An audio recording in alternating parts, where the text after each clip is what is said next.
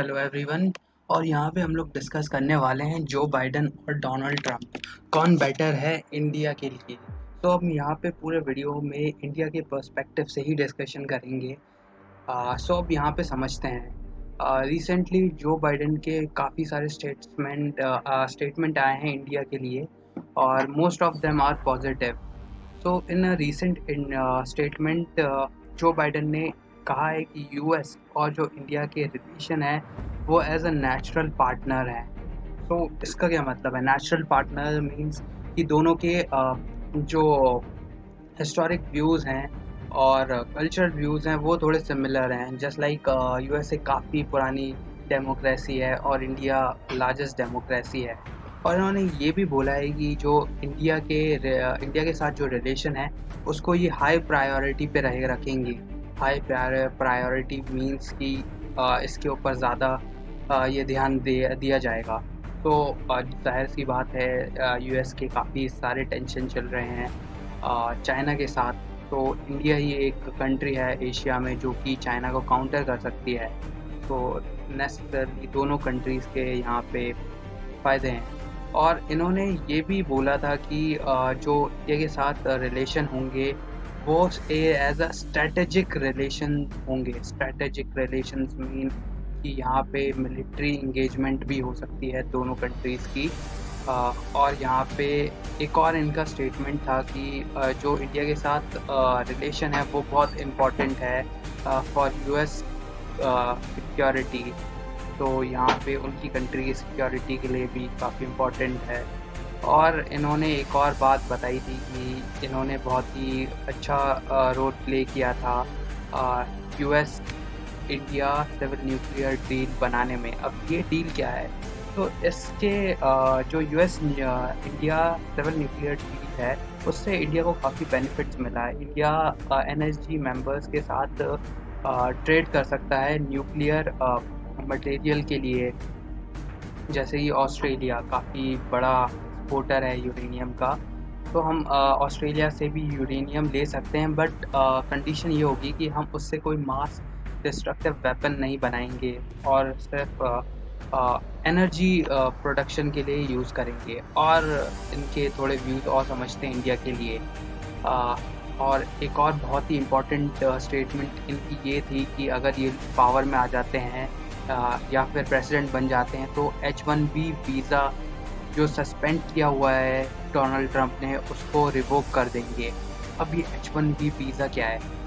H1B visa एक work visa permit है USA का जो अलाउ करता है फॉरेन कंट्रीज़ को यूएस में आके काम करने के लिए, स्पेशली उन प्रोफेशंस को जो कि बहुत ही प्रोफेशनलाइज्ड हैं, जैसे इंजीनियरिंग, डॉक्टर्स और लॉयर्स। तो इस वीज़ा के अकॉर्डिंग 1 करोड़ पीपल यूएस में काम कर रहे हैं। और इस वीज़ा में 3 साल का एक्सटेंशन होता है और इसको एक्सटेंड करके 6 साल भी किया जा सकता है। सो जनरली 3 साल का ही मिलता है, उसके बाद आपको एक्सटेंड करना पड़ता है। तो 3 साल तक आप बिना कोई रोक टोक के वहाँ पे काम कर सकते हैं। बट अब यहाँ पे थोड़े और व्यू समझते हैं जो बाइडन के। तो जो बाइडन ने काफ़ी क्रिटिसाइज़ किया था इंडियन गवर्नमेंट को ऑन एनआरसी और सीएए पे। इनका काफ़ी एक्टिव स्टेटमेंट्स भी आई थी दिल्ली रॉयट्स पे, जहाँ पे इन्होंने ओपनली क्रिटिसाइज़ किया था मोदी गवर्नमेंट को और उन्हें एंटी हिंदू बोला था। इनडायरेक्टली बोला था, ऐसे डायरेक्टली नहीं बोला था, बट उनके ट्वीट्स और जो उनकी स्टेटमेंट्स है उससे यही लग रहा था।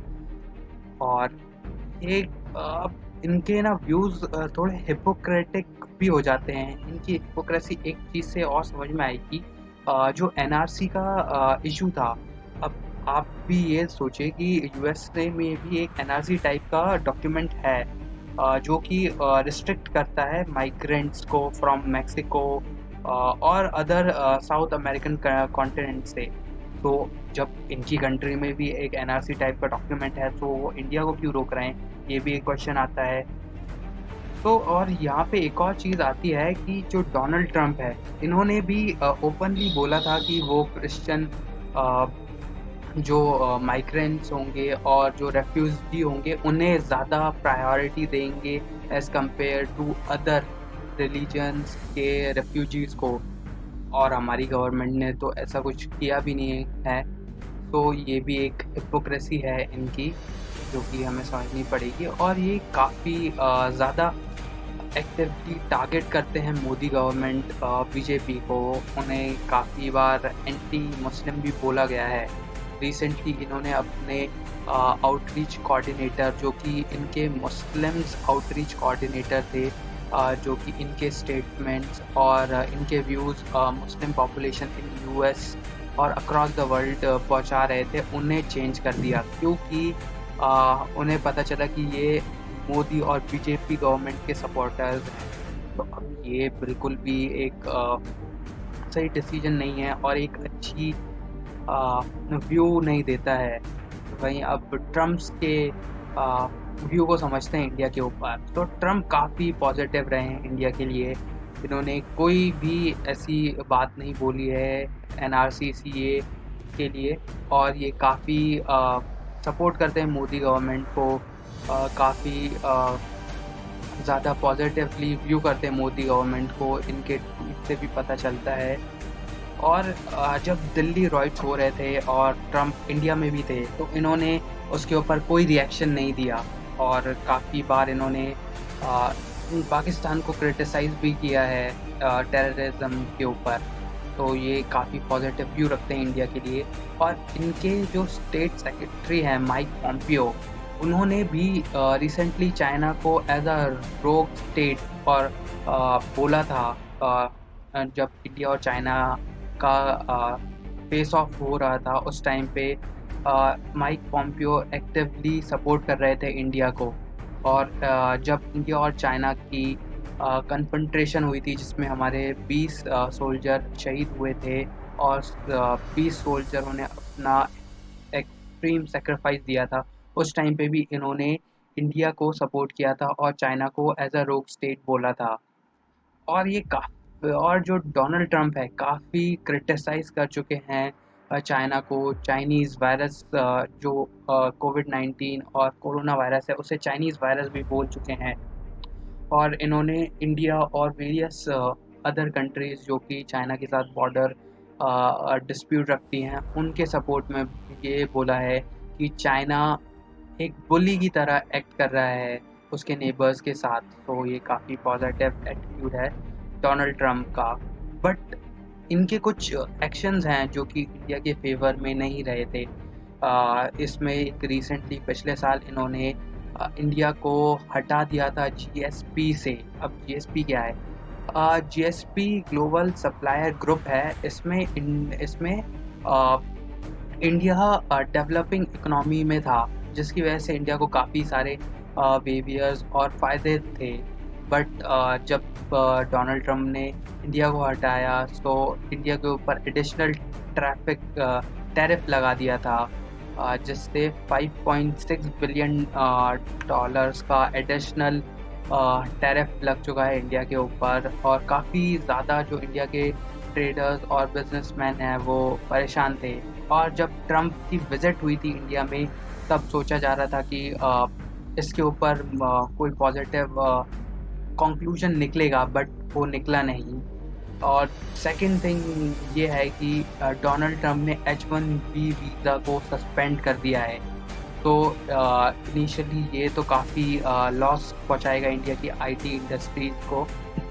तो और यहाँ पे एक और चीज़ है कि डोनाल्ड ट्रम्प ने काफ़ी बार मीडिएशन करने का ऑफ़र दिया है इंडिया और पाकिस्तान के बीच में, जो कि इंडिया के लिए काफ़ी बुरी बात है। बिकॉज इंडिया हमेशा से अपना स्टैंड क्लियर कर चुका है कि वो कोई मीडिएशन नहीं चाहता, थर्ड पार्टी मीडिएशन नहीं चाहता है। तो अब यहाँ पे एक और क्वेश्चन आता है कि डोनाल्ड ट्रम्प और जो बाइडन, कौन बेटर रहेगा इंडिया के लिए? तो अगर यहाँ पे सिनेरियो देखा जाए, तो ट्रम्प अगर री इलेक्ट होते हैं, तो ये काफ़ी बेटर रहेगा इंडिया के लिए, क्योंकि ट्रम्प काफ़ी ज़्यादा सपोर्ट करते हैं इंडिया को इंटरनेशनल लेवल पे।